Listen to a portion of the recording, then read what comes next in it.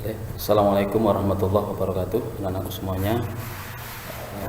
Alhamdulillah pada hari ini kita berjumpa lagi ya dalam video selanjutnya, yaitu pelajaran kelas 6 ya. Kita memasuki di tema 7 ya. Hari ini alhamdulillah tema 7 untuk refleksi. Kemarin kita sudah belajar tentang teks non fiksi ya. Sedikit sebagai refleksi untuk teks non fiksi ini ya. Di dalam teks non fiksi kita dapat menemukan informasi-informasi penting ya, di mana informasi tersebut dapat kita peroleh setelah kita membaca teks non fiksi yang kita baca ya. Sedikit kaitannya dengan teks non fiksi. Nah, pada hari ini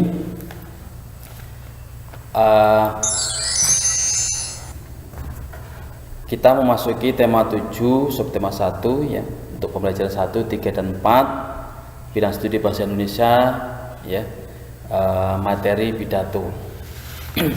Tentang materi pidato. Anak-anakku semuanya, banyak ya, ada tokoh-tokoh, banyak sekali tokoh-tokoh yang kita ketahui yang ahli ataupun pandai dalam berpidato.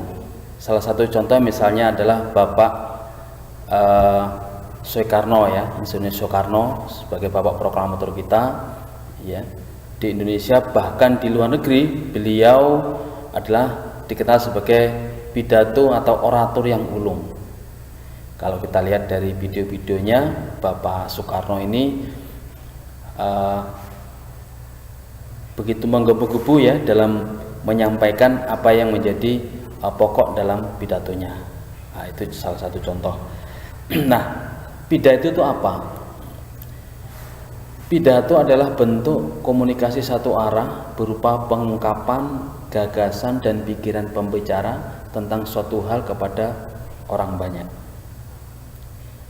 Jadi dalam satu panggung ya, seseorang ini menyampaikan apa yang menjadi gagasan pikirannya di hadapan orang banyak. Itu semacam dari pidato. Jadi orang yang melakukan pidato namanya orator. Ada beberapa metode yang dapat digunakan dalam pembuatan teks pidato ya. Ada metode serta-merta ataupun spontanitas ya.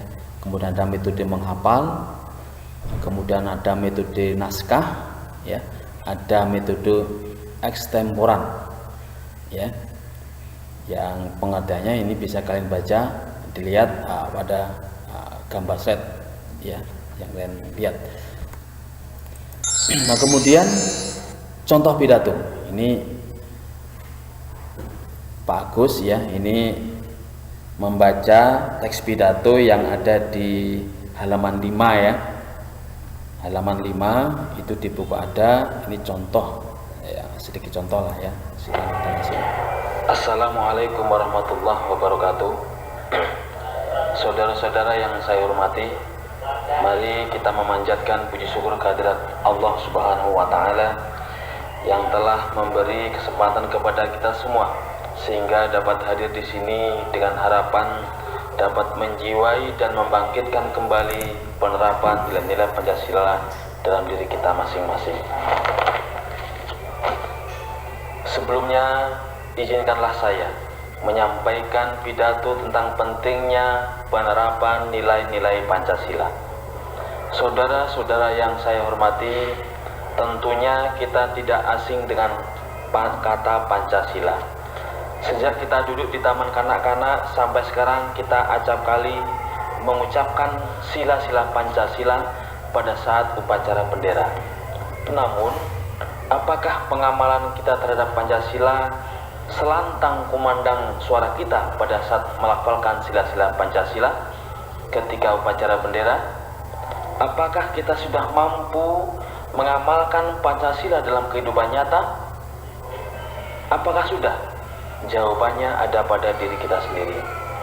Pancasila adalah nilai-nilai luhur bangsa Indonesia yang digali dari budaya Indonesia yang mencakup seluruh kebutuhan dan hak-hak dasar manusia secara universal, sehingga dapat dijadikan landasan dan falsafah hidup bangsa Indonesia yang majemuk ini. Sudah seharusnya kita mengembangkan dan mengamalkan nilai-nilai tersebut dalam kehidupan, sehingga sangat disayangkan jika saat ini pengamalan Pancasila masih mengalami banyak hambatan. Nilai-nilai Pancasila seharusnya dipraktekkan dalam kehidupan nyata, namun kenyataannya sampai saat ini pengamalan nilai-nilai Pancasila kian berkurang. Penerapan nilai-nilai Pancasila dalam berbagai aspek kehidupan berbangsa dan bernegara adalah tantangan yang memang tidak ringan. Hal ini karena selama masih terdapat banyak nilai yang tidak sesuai dengan nilai-nilai dalam Pancasila. Ketika itulah sebenarnya Pancasila sedang diuji ketahanannya.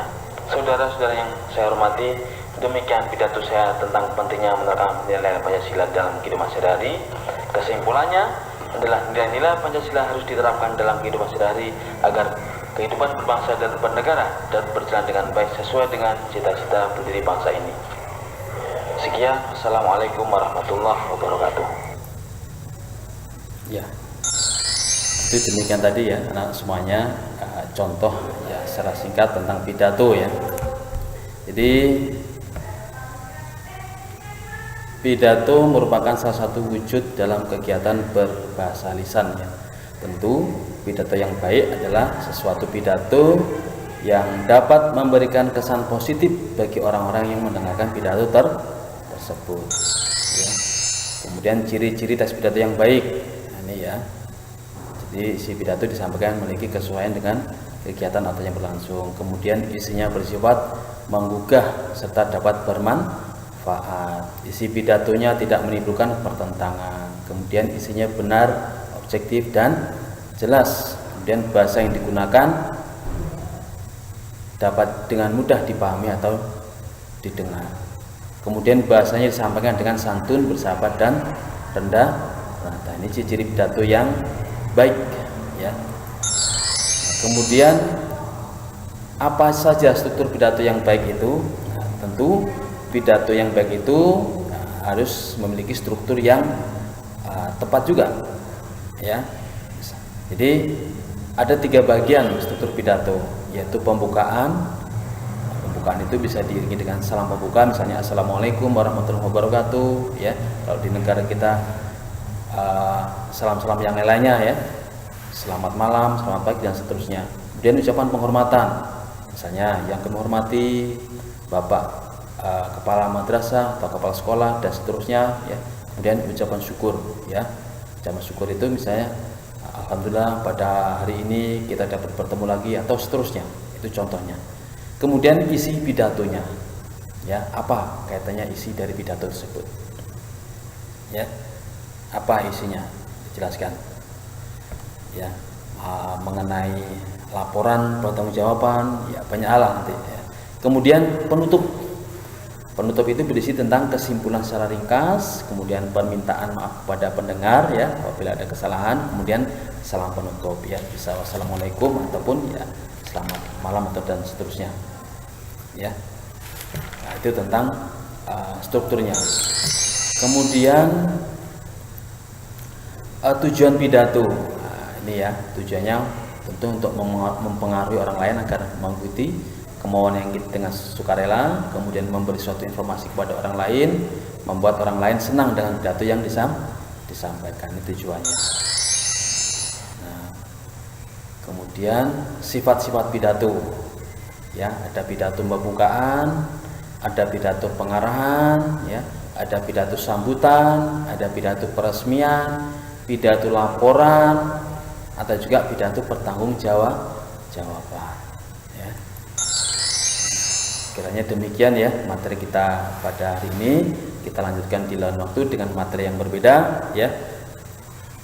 Saya akhiri, wassalamualaikum warahmatullahi wabarakatuh.